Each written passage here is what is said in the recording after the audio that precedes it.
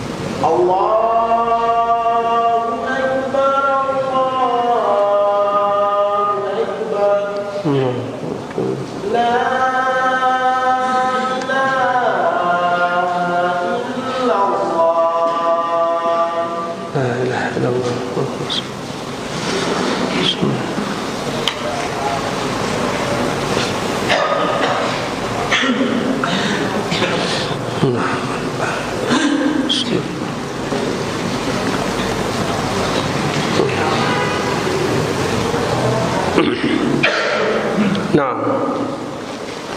kita lanjutkan poin yang kelima. Di antara sebab orang itu terjatuh pada perbuatan bid'ah adalah mukhalatatu ahlus syarri wa mujalasatuhum, yaitu duduk-duduk dan bergaul dengan orang-orang yang buruk agamanya. Duduk dengan para pelaku syirik, duduk dengan para pelaku bid'ah, duduk dengan para pelaku maksiat. Ini akan berpengaruh kepada hati dan perilaku kita. Karena seseorang itu tergantung bagaimana temannya. Ya. Nanti di dalam api neraka ada sebuah kisah yang begitu mengerikan. Allah menggambarkan tentang sebuah penyesalan yang begitu besar bagi siapa saja yang menjalin pertemanan bukan karena Allah SWT. Dia memilih teman yang salah. Allah Ta'ala berfirman, wa yauma ya'addu adh-dhalimu ala yadayhi yaqulu ya laitani ittakhadtu ma'ar rasuli sabila. Yaitu pada hari di mana orang-orang zalim ini akan menggigit jari jemari mereka. Antum tahu ekspresi menggigit jari jemari itu merupakan ekspresi penyesalan. Aduhai sekiranya aku menjadikan jalannya Rasul itu sebagai jalan yang aku ikuti, jalan yang aku jadikan sebagai panutan. Mengapa dulu saya tidak mengikuti jalannya Rasul? Ya wailata laili lam attakhidh fulanan khalila. Aduhai sekiranya celaka aku, mengapa jadikan si fulan itu sebagai teman? Di ayat yang tadi, di poin yang keempat, dengan ayat yang ada di poin kelima ini, Pak, menjadi isyarat bagi kita untuk pandai-pandai melihat guru kita dan melihat teman kita. Siapa guru kita yang darinya kita mengambil ilmu, dan dengan siapa teman kita berkawan di atas dunia ini. Dia begitu menyesal karena telah menjadikan si fulan sebagai teman. Bukankah penyesalan ini mungkin akan dialami dan akan dialami oleh Abu Talib, pamannya Nabi SAW? Abu Talib itu sampai mati tidak mau masuk Islam, padahal begitu dekat dia dengan hidayah itu, tapi terhalang hidayah itu karena sebab teman yang salah. Ketika Abu Talib dalam keadaan sakaratul maut, datang Nabi SAW ingin memberikan kepada beliau, menawarkan kepada beliau sebuah jaminan untuk Abu Talib di hadapan Allah nanti di hari kiamat. Wahai pamanku, ucapkan la ilaha illallah. Dengan kalimat ini aku akan memberikan hujah untukmu di hadapan Allah. Ucapkan saja.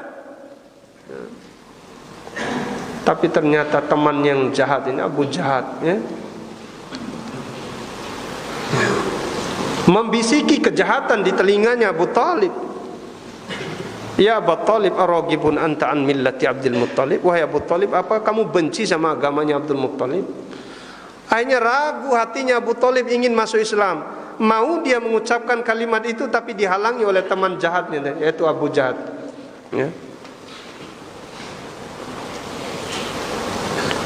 Maka dengan demikian, ikhwati fillah, Nabi SAW bersabda, al-mar'u ala dini khalilihi falyanzur ahadukum man yukhalil. Seseorang itu tergantung agama temannya. Lihat agama dengan siapa dia berteman, berkawan. Enggak mesti kita ini mencari kawan itu mudah, enggak. Orang tua sekalipun, antum yang usia 45, 50 tahun, 55 tahun, 60 tahun, itu usia-usia rawan. Maka carilah teman yang bisa membimbing kita di atas kebaikan. Itu merupakan usia-usia mendekati pintu-pintu kematian. Meskipun kita tidak tahu kematian kita kapan, tapi secara umum Nabi SAW bersabda, a'maru ummati baina sittin wa sab'in. Umur umatku itu antara 60 sampai 70 tahun. Maka hendaklah di usia-usia senja seperti itu, pilih teman-teman yang baik, yang mengingatkan kita di atas kebaikan sampai kematian. Jangan sampai memilih teman yang salah seperti Abu Talib sampai mati masuk neraka, berteman dengan teman-teman buruknya di dunia. Waliyadzubillah. Lalu Allah Subhanahu wa taala berfirman, laqad adallani 'ani dzikri ba'da idja'ani wa kana syaitanu lil insani khadula. Sungguh dia telah menyimpangkan jalanku setelah datang kebenaran kepada diriku. Ada banyak orang yang seperti itu, Pak. Kita sudah tahu kebenaran, mudah mulai ngaji beberapa bulan, alhamdulillah, beberapa tahun, alhamdulillah, sudah mulai mempelajari sunnah, sudah mulai mempelajari akidah yang benar. Datang kawan-kawan yang salah membisikkan keburukan. Wah, ini pengajian Wahabi itu kan, lama kamu ngaji di Wahabi itu, gitu. Dia nggak tahu Wahabi itu apa. Ya. Wahabi itu siapa juga dia nggak tahu. Ya. Ini karena teman yang salah. Hanya modal semangat dulu, sekarang sudah mulai meredup dan hilang. Hanya berkawan lagi dengan teman lama yang menyimpangkan di atas jalan jalan kebenaran, menyimpangkan dia dari jalan kebenaran, kembali lagi kepada jalan keburukan. Karena teman yang salah. Maka dengan kita belajar ini Pak, kita mengenal tauhid yang benar, kita mengenal sunnah, akan terpilah teman-teman dan kawan-kawan itu. Secara tersendiri dia akan tereliminasi. Dulu mungkin kita pernah berkawan dengan preman. Dulu mungkin kita pernah berkawan dengan penjudi, para pelaku maksiat. Tapi setelah antum mengaji, orang-orang ini akan malu mendekati kita. Itulah pembedanya. Kalau kita sudah mengenal kebaikan, maka orang-orang buruk itu akan mulai menghindar dari diri kita, dan orang-orang baik itu akan mulai mendekat kepada kita. Ya. Maka jangan sampai karena kita berkawan dengan orang-orang jahat, menyimpangkan kita dari jalan kebenaran, kemudian menjadi musuh bagi kita di dalam api neraka, waliyadzubillah. Ini musibah yang paling besar. Sebagaimana orang yang berkawan, membangun pertemanannya karena Allah, mereka ini yang akan diberikan cahaya naungan di hari kiamat. Rajulani tahabba fillah, dua orang yang saling mencintai Allah. Tidak ada embel-embel duniawi, mereka bangun di atas pertemanan itu bukan murni karena Allah, murni karena agama Allah, murni karena dia orang soleh, murni karena dia ini suka memberikan kepada kita nasihat yang mengingatkan kita kepada jalan kebenaran. Kita berkawan dengan mereka, ya, kita bertemu karena Allah, berjumpa juga karena Allah. Hari ini kita bertemu karena Allah, kita di dalam majelis ini dipertemukan oleh Allah Subhanahu wa taala untuk agama Allah dan karena Allah Subhanahu wa taala. Mungkin esok lagi antum akan dipertemukan lagi di tempat yang sama karena Allah Subhanahu wa taala. Nah, orang-orang seperti ini akan diberikan naungan oleh Allah pada hari kiamat nanti. Maka hendaknya kita memilih teman duduk kita. Siapa teman kita? Itu yang ke berapa? Ke-6 apa yang kelima ya? Baik, yang kelima. Yang ke-6. Di antara sebab orang bisa jatuh pada perbuatan bid'ah itu adalah sukutul ulama, diamnya orang-orang berilmu. Kalau orang yang berilmu sudah diam dari menyampaikan kebenaran, lalu siapa yang akan menyampaikan kebenaran itu? Makanya di dalam ayat dan hadis Allah mengancam, Nabi SAW juga mengancam, bagi siapa saja yang mengetahui kebenaran lalu dia menyembunyikan kebenaran tersebut. Allah Ta'ala berfirman, innal ladzina yaktumuna ma anzalna minal bayyinati wal huda min ba'di ma bayyanahu lin-nasi fil kitab ulaika yal'anuhumullah wa yal'anuhumul la'inun. Sesungguhnya orang-orang yang menyembunyikan apa yang telah kami turunkan dari Alkitab, al-bayyinat, ini penjelasan-penjelasan, wal huda, dan petunjuk setelah kami jelaskan kepada manusia, linnas.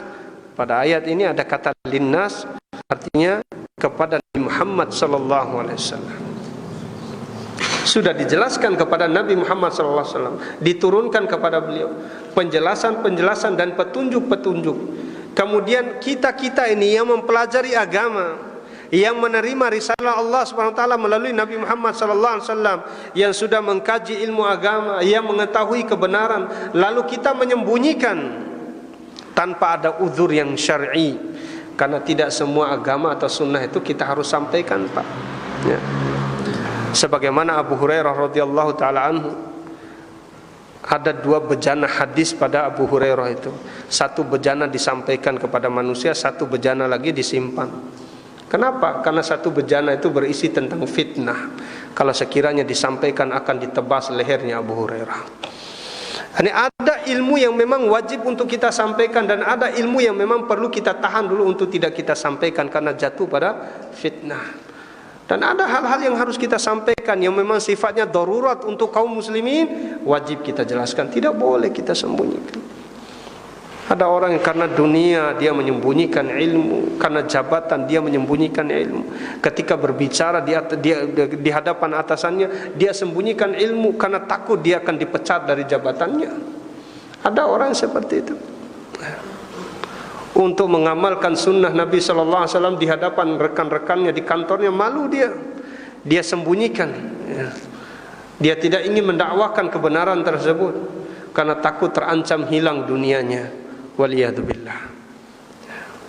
Di dalam ayat yang lain Allah Ta'ala berfirman, wa idh akhadallahu mitsaqal ladzina utul kitab latubayyinunnahu lin-nasi wa la taktumunah. Dan sungguh kami telah mengambil sumpah terhadap ahlul kitab, yaitu Yahudi dan Nasrani, latubayyinunnahu lin-nasi wa la taktumunah, agar mereka menjelaskan isi Taurat dan agar mereka menjelaskan isi Injil setelah kami jelaskan kepada mereka. Maka isi Taurat berupa kebenaran Islam, isi Injil juga demikian dijelaskan. Sebagaimana yang Allah sebutkan dalam surah As-Saff tentang karakter ciri-ciri Nabi sallallahu alaihi wasallam disebutkan pada kitab-kitab mereka. Mestinya mereka itu harus disampaikan kepada kaumnya, tidak boleh mereka sembunyikan. Makanya mereka itu dilaknat oleh Allah Subhanahu wa taala karena mereka menyembunyikan ilmu. Itu yang keenam. Kemudian yang ketujuh, di antara sebab orang itu jatuh pada perbuatan bid'ah adalah al-i'timadu 'ala al-ahadits ad-dha'ifah wal mawdu'ah, yaitu bersandar pada hadis-hadis yang dhaif maupun palsu. Banyak enggak orang-orang bersandar pada hadis lemah dan palsu, Pak? Banyak.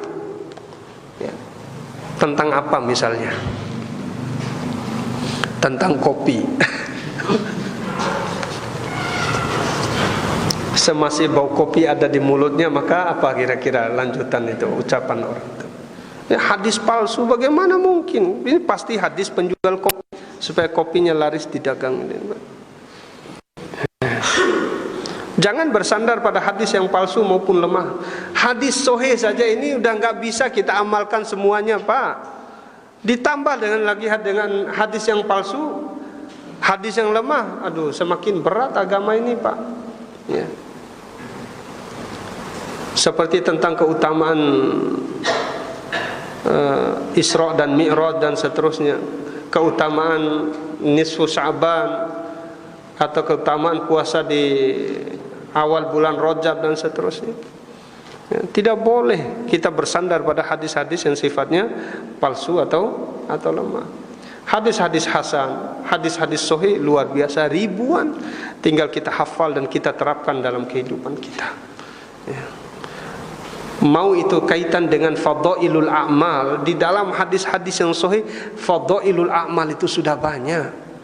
Ya, ini menjadi perbincangan hangat di tengah para ahli ilmu kaitan dengan mengamalkan hadis lemah dalam urusan fadilah amal. Sebenarnya dalam hadis sahih pun fadailul amal itu banyak sekali, tidak butuh kita kepada hadis lemah. Hanya sekedar untuk memotivasi atau menguatkan azam kita untuk melakukan amal tersebut. Ya. Baik. Itu yang ke-8. Yang ke-7, kemudian terakhir,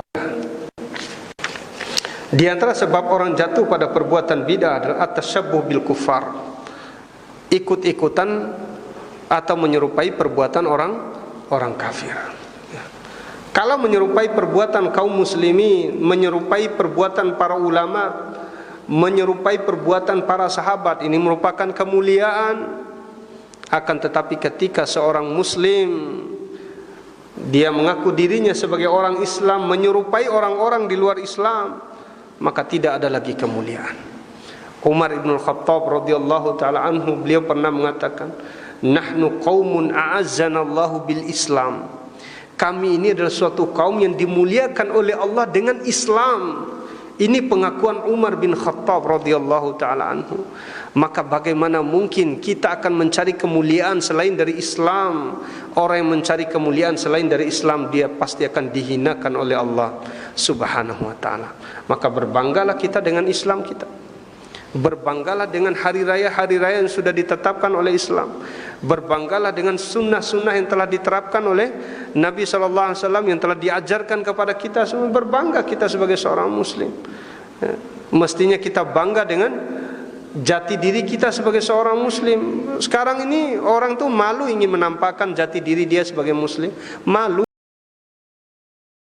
dia, Pak. Hatta memanjangkan jenggot sekalipun malu dia. Ya. atau memakai busana-busana atau pakaian yang sifatnya syar'i, ditampakkan, malu dia karena memang asing Islam ini, Pak. Semoga Allah Subhanahu wa taala menambahkan ilmu atas kita semuanya, kemudian diberikan taufik untuk mengamalkan ilmu tersebut. Ini mungkin yang bisa kita kaji dan kita bahas. Segala kebenaran itu datangnya dari Allah Subhanahu wa taala. Bila ada yang salah dan keliru dari apa yang ana sampaikan, ana mohon maaf, dan kita mohon ampun pada Allah Subhanahu wa taala atas setiap kesalahan-kesalahan kita, dosa-dosa kita, dosa yang kecil maupun yang besar, yang nampak maupun yang nampak, yang kita lakukan dengan sengaja maupun tidak. Aqulu qouli hadza wa astaghfirullah li wa lakum. Subhanakallahumma bihamdik asyhadu an la ilaha illa anta astaghfiruka wa atubu ilaik. Assalamualaikum warahmatullahi wabarakatuh.